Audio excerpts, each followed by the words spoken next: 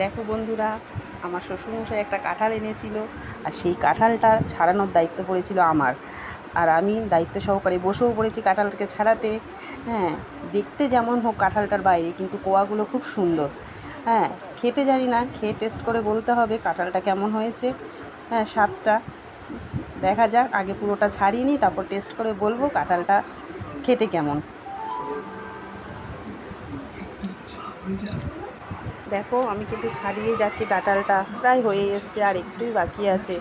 ছাড়ানো হয়ে গেলে টেস্ট করা হবে কেমন হয়েছে, স্বাদ কেমন। তোমরা দেখতেই পাচ্ছ কোয়াগুলো কত বড় বড় হয়েছে। হ্যাঁ, খেতেও কিন্তু দেখে মনে হচ্ছে খুবই ভালো লাগবে। দেখ যাক, আমি ছাড়িয়ে আগে শেষ করি এটাকে, তারপর তোমাদের বলবো এর স্বাদ কেমন।